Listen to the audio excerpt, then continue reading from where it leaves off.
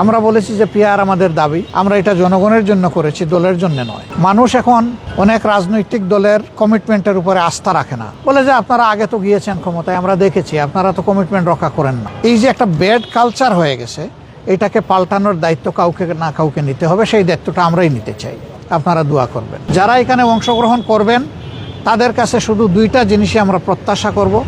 Number one, কেউ নিজে দুর্নীতি করবেন না এবং দুর্নীতিকে কোনোভাবে প্রশ্রয় দেবেন না। আমরা চাইব সকলের জন্য বিচার সমান এবং নিশ্চিত করতে। এই ব্যাপারে কোনো ধরনের হস্তক্ষেপ কেউ করবেন না রাজনৈতিকভাবে। আমরা আমাদের রাজনীতি দলের জন্য করি না, ব্যক্তির জন্য করি না, আমাদের রাজনীতি জনগণের জন্য।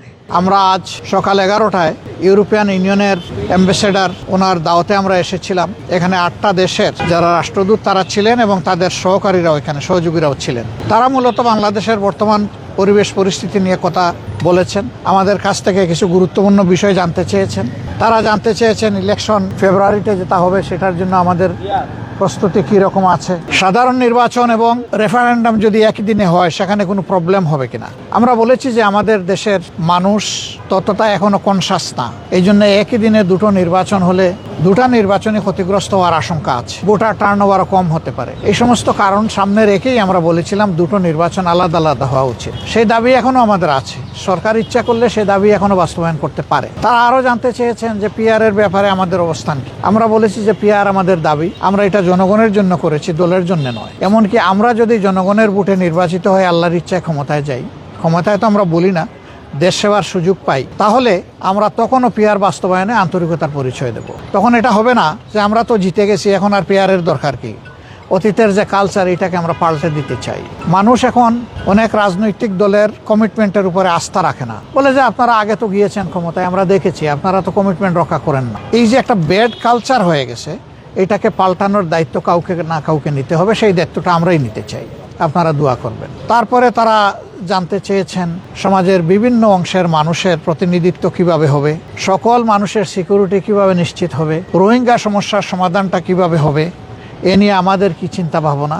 নির্বাচন পরবর্তী সময়ে যদি আমরা নির্বাচিত হই, তাইলে প্রথম 100 দিনে আমাদের জনগণের প্রতি কি বক্তব্য থাকবে, কি করণীয় থাকবে, এই বিষয়গুলো তারা আমাদের কাছে জানতে চায়। তো আমরা বলেছি যে আমাদের সব কিছুই ফ্রেম করা আছে, আমরা ওয়ান টাইম যখন যেটা প্রযোজ্য সেটা আমরা সামনে রিলিজ করব।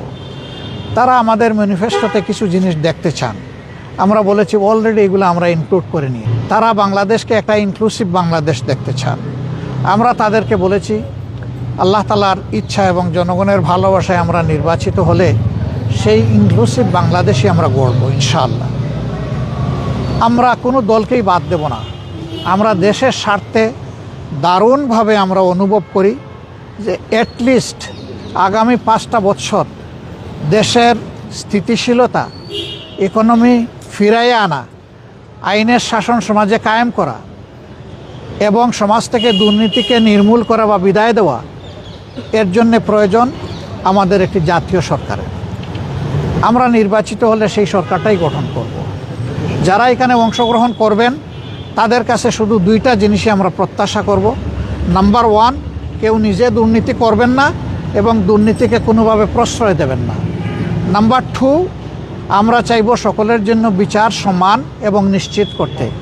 এই ব্যাপারে কোনো ধরনের হস্তক্ষেপ কেউ করবেন না রাজনৈতিকভাবে। মিনিমাম এই দুইটা জিনিসের ব্যাপারে যারা একমত হবেন তাদেরকে নিয়ে আমরা সরকার গঠন করার জন্য আমরা আগ্রহী।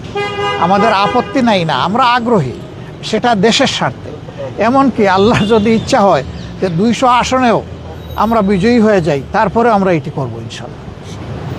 এবং দেশবাসীকে আমরা আশ্বস্ত করতে চাই, অতীতে যা হয়েছে হয়েছে, এখন সারা দেশবাসী আমরা ঐক্যবদ্ধ দেশের স্বার্থে, আমাদের আগামীর প্রজন্মের স্বার্থে। যুব সমাজের যে অ্যাসপিরেশন, তাদের যে আকাঙ্ক্ষা, এই আকাঙ্ক্ষা কোনোভাবে যাতে ব্যাহত এবং আহত না হয় সেই ব্যাপারে আমরা দারুণ শ্রদ্ধাশীল। তারা job creation, migration, education exchange, economic rebuild, এই সমস্ত বিষয়ে তারা কথা বলেছেন এবং তাদের সাজেশনগুলা, তাদের কথাগুলা আমাদের কাছে দারুণ আন্তরিক মনে হয়েছে। তারা আসলেই বাংলাদেশকে ভালোবাসে, তারা একটা বাংলাদেশকে বেটার বাংলাদেশ হিসাবে আগামীতে দেখতে চান। আমরা যেন দেশ এবং বিদেশের সকলের আশা আকাঙ্ক্ষাকে আমরা সম্মান করতে পারি এবং সকলের আশা বাস্তবায়ন হয়, আপনারা দোয়া করবেন। আমরা আমাদের রাজনীতি দলের জন্য করি না, ব্যক্তির জন্য করি না, আমাদের রাজনীতি জনগণের জন্য। এবং এটা আমরা কথায় নয়, কাজেই প্রমাণ দিতে চাই। আল্লাহ যেন সেই প্রমাণ দেওয়ার শক্তি আমাদেরকে দান করেন।